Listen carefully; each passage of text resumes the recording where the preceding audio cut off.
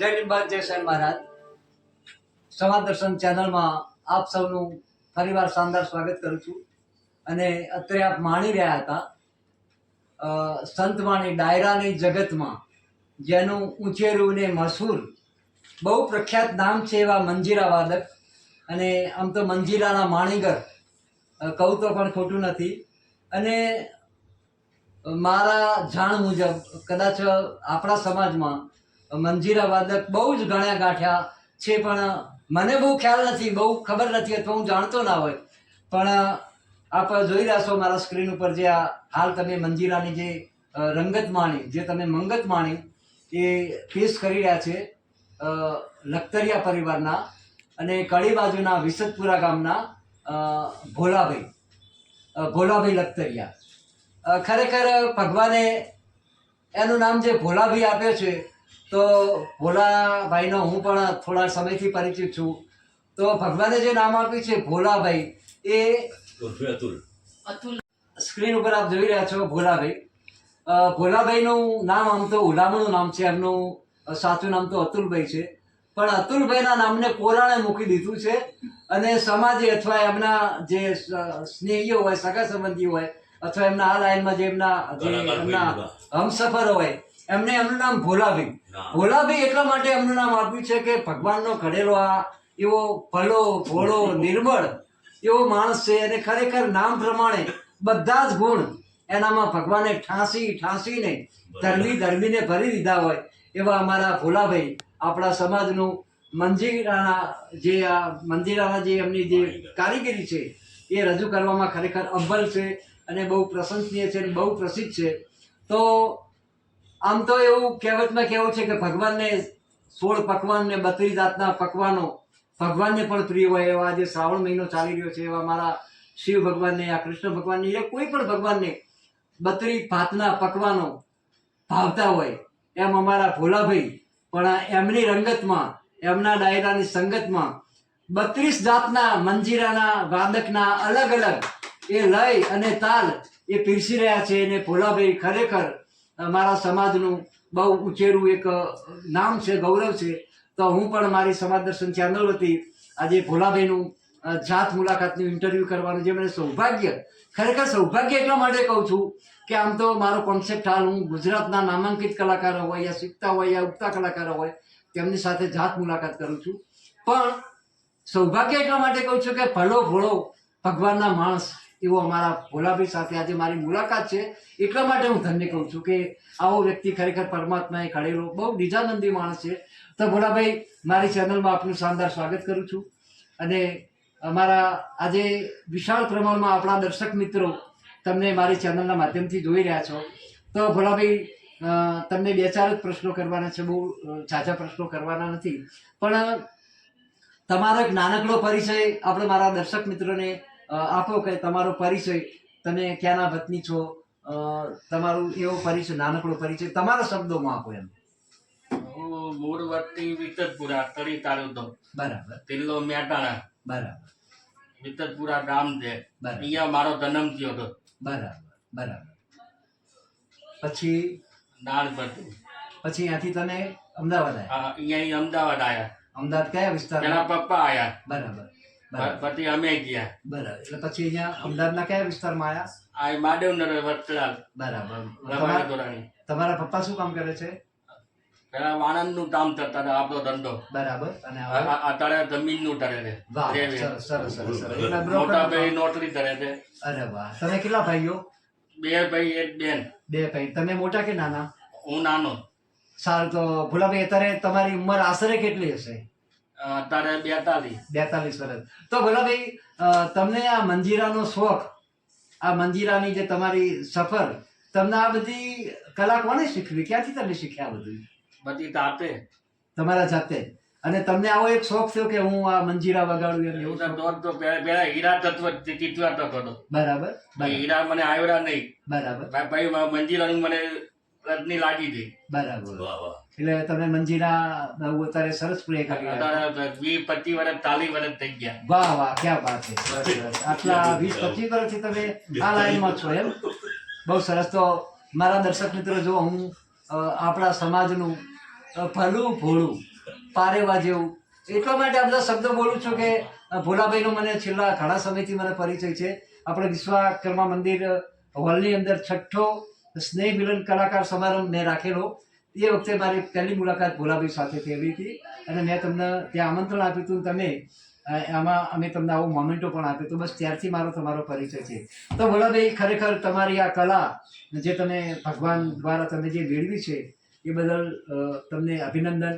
હવે તમે આ કાર્યક્રમ સિવાય બીજું કઈ વ્યવસાય કરો છો કે માત્ર આ જ તમારો વ્યવસાય છે? એટલે તમારો વ્યવસાય એટલે તમારો પ્રોફેશનલ મતલબ આ જ વસ્તુ છે, આ સિવાય બીજું? તો જો મારા દર્શક મિત્રોને ફરીવાર તમને બહુ પ્રકાશ પાડીને કહું છું કે આવા ભોલાભાઈ નું જીવન નિર્વાહ, એમનો પરિવાર માત્ર એમના વ્યવસાય ઉપર ચાલે છે. તો ખરેખર આ વ્યવસાય ઉપર જેના પરિવાર નભતા હોય, જેના ઘર નભતું હોય, એ એમની આ જ આવકનો સ્ત્રોત છે, આવકનું આ જ માધ્યમ છે. તો આપણે પણ ભોલાભાઈ જેવા એક નિર્મળ માણસને આપણાથી બનતો સહકાર યા એમને સપોર્ટ પણ કરીએ. તો ભોલાભાઈ, ખરેખર મને આનંદ થયો. હું તમારા ઘણા મેં વિડીયો પણ જોયેલા છે.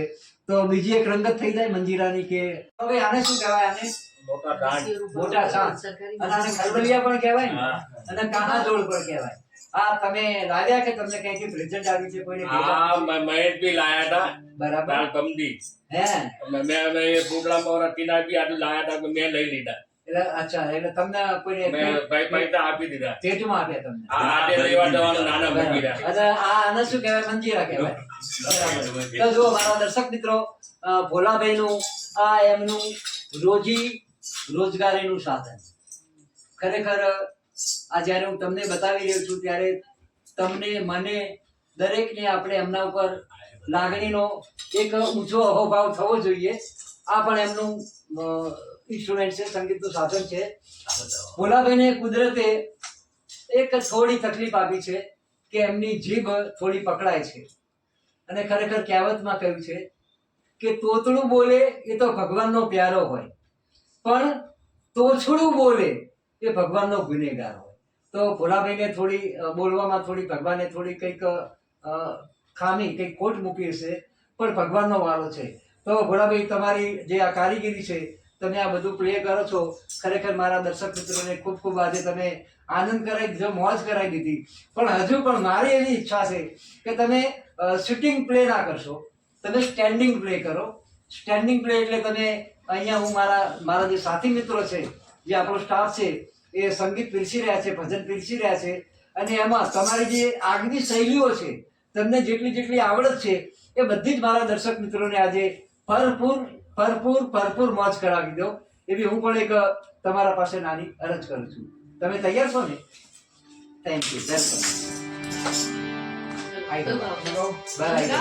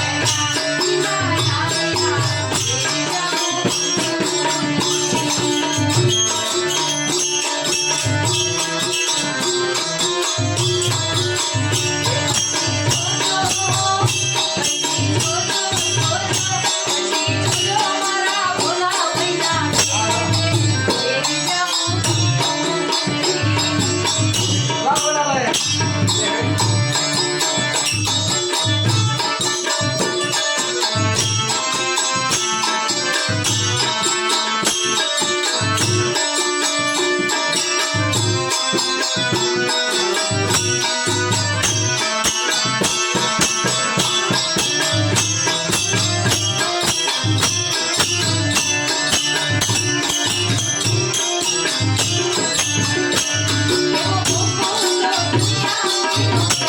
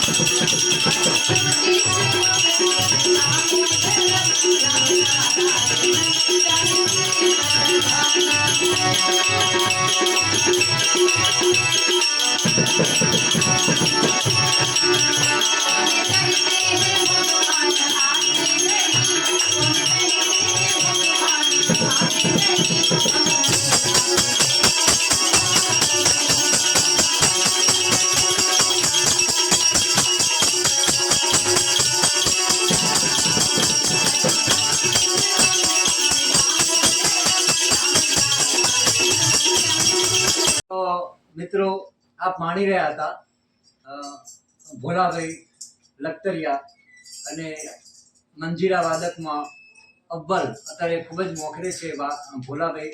આપ જોઈ રહ્યા છો મારી સાથે જ છે. ભોલાભાઈ ખરેખર મંજીરા વાદકમાં અને એટલા બધા નિપુણ હોશિયાર છે અને એટલી બધી એમને સિદ્ધિઓ મેળવેલી છે.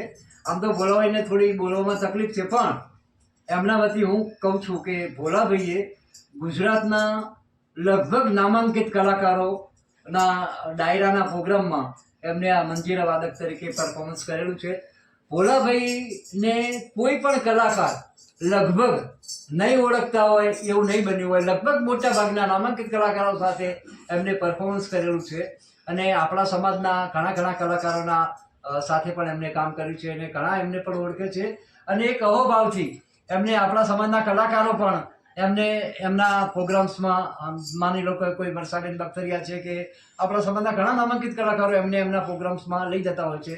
એમ હું પણ મારા સમાજને ફરીવાર એક નમ્ર કરબદ્ધ વિનંતી કરું છું અને નતમસ્તકે ભોલાભાઈ માટે આજે મારું મસ્તક સમાજના ચરણોમાં નમાઈ દઉં છું.